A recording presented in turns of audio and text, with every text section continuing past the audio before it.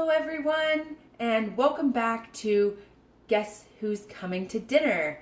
This is our second full episode and our first time cooking Middle Eastern food. I'm so excited. Our theme for the week is fish, and the dish we're preparing this week is called Sayadieh. And this is a dish I've had, until doing research for this project, I had never heard of before. I'd never tasted, so I'm exploring along with you. So my research tells me that Sayyadieh comes from a root word that means to fish, and so it is a very common dish among fisher folk and throughout the Middle East. From what I can tell, it's a dish of Lebanese origin, but I also saw versions from Egypt, Yemen, Palestine, so lots of places in that area. The version we're making today comes from a food blog called mutinycooking.com, and the creator there is a blogger named Muna, and she lives in the United Arab Emirates. And so I think that's really cool. Like I said, I'm totally not an expert in this food, so I'm deferring to those that are experts and highlighting their content. I'll link in the description down below the video to Muna's blog, and you can check it out there for yourself. And if you really like the recipe, then I don't deserve any credit at all. You can go on. I mean, I appreciate your likes and your comments, but you can go on to mutinycooking.com and leave a review of her awesome recipe there. Sayadieh, I'm really excited to make it. It's a rice and fish, like pilaf, and there were lots of versions of it, lots of different ingredients, but it seems to me that the overarching theme is like really aromatic spices in the rice, and simple cooking of the fish, and onions. Onions seem to be really important. Really consistent throughout the recipes I looked at. So this is one we're gonna, sometimes they cook the fish right in with the rice. We're gonna do them separate. You can explore, there's lots of different spices used. We're gonna do our best, and I hope that you think it's delicious. I've tried to prepare as many of my ingredients ahead of time as I could to make it go smoothly. And away we go. So, getting started, the first step is making the rice. So for this, they recommend long grain rice. So I've got some like regular long grain rice. I'm sure basmati would probably be more delicious, but this is what I have. Rinse it and soak it for 15 minutes. So I've already done that. It's ready to go.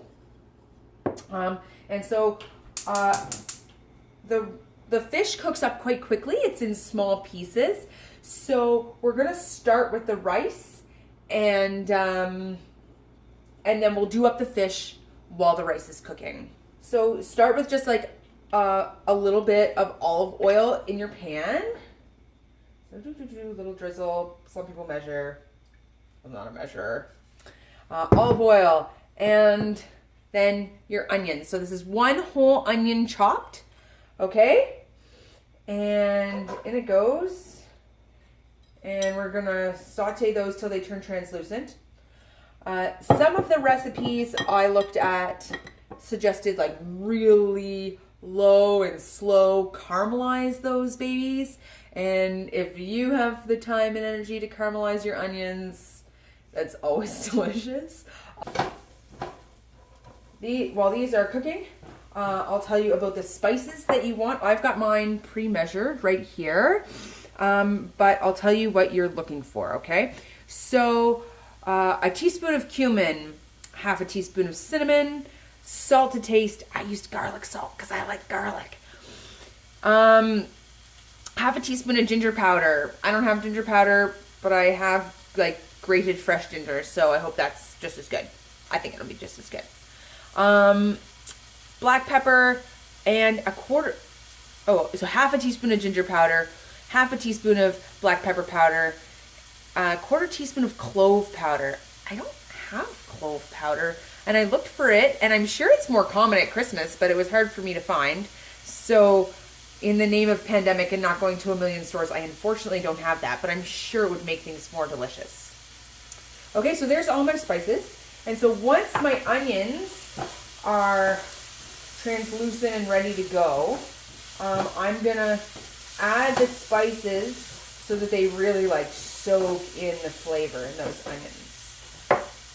So let's go for it. And they go. Whee! All right, it doesn't come out like on beautiful cooking shows if you have wet stuff in there. And it goes. Okay, so our onions are cooking and they're nice and aromatic. So the next thing we need to add is 2 cups of stock. My stock is veggie stock because I'm typically a vegetarian, and I'm a vegetarian, and that is what I keep. That's what I stock. That's what I stock in the house. They highly recommended fish stock, and in fact, many of them recommended you make your own fish stock out of the trimmings of your fish. But I don't have that, and I don't want to eat fish stock.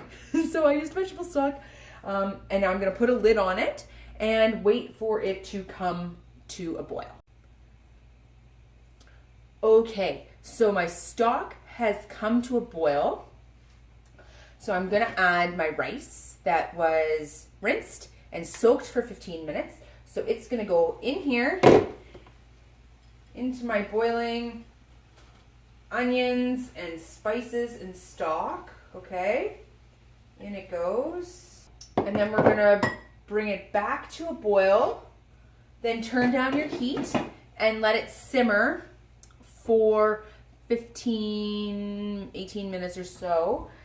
If you're cooking with brown rice, then it'll obviously take a lot longer because brown rice takes a lot longer to cook.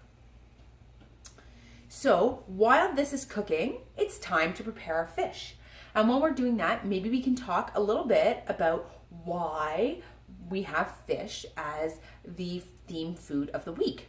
Fish wouldn't be my first choice because it's not something I eat a ton of, but Dan and Rosa will be delighted because that's a special treat for them.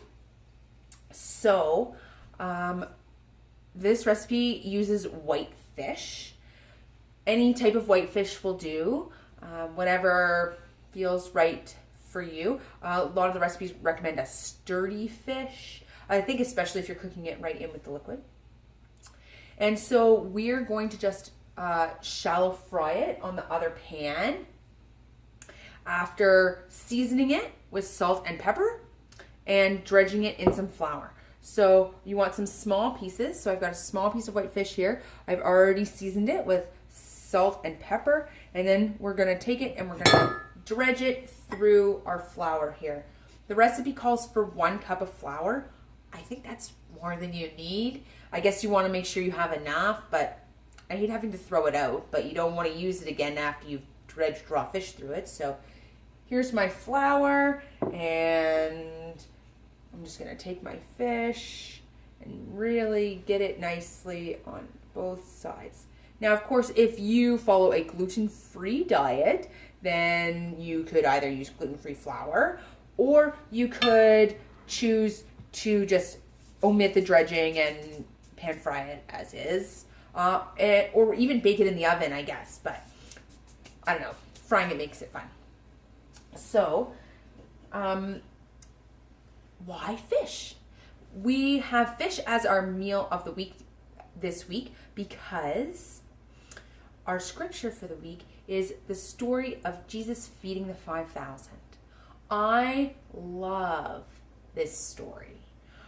I love the curiosity of these people who heard about this guy Jesus who's been chatting here and there, and people are talking about him. There's a buzz, and he decides to go up a mountain, and people are like, this guy seems interesting. I'm going to follow him.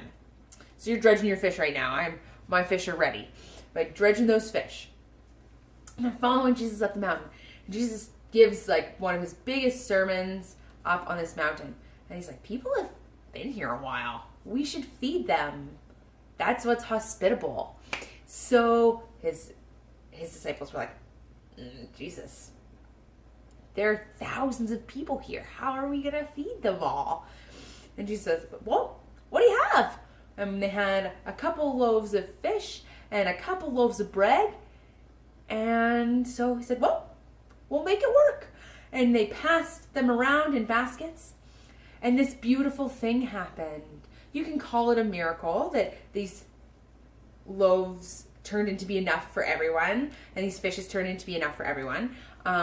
This is referred to as one of Jesus' miracles. Or you can, and it still is a miracle, I guess, in my mind, but I see it as generosity begets generosity. These people saw that Jesus and his disciples wanted to share and offer the hospitality of what they had, and so they were generous too. And so generosity begets generosity, and then we get to realize the abundance that we have and that we're so blessed with. So I really, really love that story. A lot of Jesus' disciples were fishers in their life before following Jesus. And so a lot of Jesus' meals center around fishing, and Jesus uses fishing as a reference and a metaphor a lot in his teachings and in his parables. So it seems like the right place to start with fish. I don't know if a meal like this is ever something that Jesus would have had in someone's home, but simple fried fish was probably a bit of a staple at that time. So I'm excited that we're going to try this. So I'm going to let my pot simmer for a little while and let the rice cook with my fish all ready to go. And once it's a little bit closer to done, I'll meet you back here. And so it's kind of a tossed salad, but I made a lemon tahini dressing, and I can link the recipe for that dressing as well. And lo and behold, in researching more recipes for Sayadieh, lots of people recommend a lemon sesame sauce to go with it. So that worked out really perfect. It's not the main feature of what we're doing, but just a suggestion if you're looking for something to pair with your meal to up the veg factor. All right, I'll see you back here in a couple minutes. Okay, we are back. I finished cooking my rice, and now it's resting over here in order to finish absorbing everything, all the flavor, and getting really fluffy. I have an assistant. Oh, can you see her? There she is. There's my beautiful assistant, Ember. She was having a nap before, but she's ready to join us now. So she'll be here hanging out with us, and now we are getting ready to cook our fish. Here, why don't you out there, then everyone can see your beautiful face. Oh, she's concerned. Okay, so we're gonna just shallow fry our fish. I usually cook everything with olive oil, but for this I'm looking for a little bit of a higher smoke point. So I'm gonna use just vegetable oil. I'm gonna be honest with you, I'm really bad at frying things. I don't do it very often, and I always seem to set off my smoke detector. So if you have a magical suggestion on how to do that better, I welcome it. Obviously turning on the vent fan is like a great strategy. That would make it so you can't hear me at all. So I'm not gonna do that. I've turned on the other fans in my house, and I'm hoping for the best. It'd be really embarrassing if my smoke detector goes off in this video. So we have our dredged fish, our oily pan, and in it goes. So these are nice small pieces. So they shouldn't take very long to cook. Okay, but you just want to be patient when you're frying fish. Let it cook really well on one side. Obviously, you don't want it to burn. And then flip to the other side. So you don't want to be flipping back and forth and back and forth. And if you flip too soon, then the fish is often still like a little bit stuck to the bottom of the pan. I have a plate with a paper towel to like absorb some of the extra oil for when they're done frying. Okay, so my fish have been on here for a couple minutes, and I think they're ready for a flipperoo. Okay, so our fish is frying on the other side. Want to make sure it's nice and cooked all the way through, and then we'll put it here and serve it on top of our rice. Oh, do you want to see how the rice turned out? Do you want to show our friends our rice? Let's show them our rice. Let's bring them to the rice instead of the rice to them. That seems like a smarter strategy. There's our rice. And there's our fish doing its cooking thing.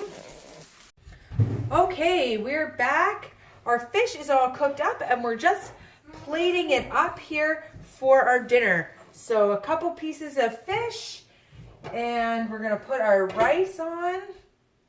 Now I've put a little bit of parsley on as a garnish because I think green things make it pretty. The recipe calls for toasted pine nuts, and I saw some call for toasted almonds. I think pine nuts would probably add a really nice depth and earthy flavor, but that's not an ingredient I keep on hand. So, and then I've got my salad that I made that I told you about. And so we're just going to add that on. So we've got a nice full plate of deliciousness. Rosa, come say hi. My assistant just got home from Grandma's and she has lots of energy. Rosa, you come say hi to our friends at church? No. I'll just keep plating while she does that. There's the leftover salad dressing I made last time. The lemon and tahini. So we'll just put that on the salad. And Rosa, come say hi. Come sit right here. Way back here. There you are. You say hi. Hi. What are we having for dinner? Fish. Fish, that's right. Is it going to be yummy? Yep. All right. Well, I hope your fish is yummy too. Thanks for joining us and coming along on this journey. And let me know in the comments how you liked your Sayadiya.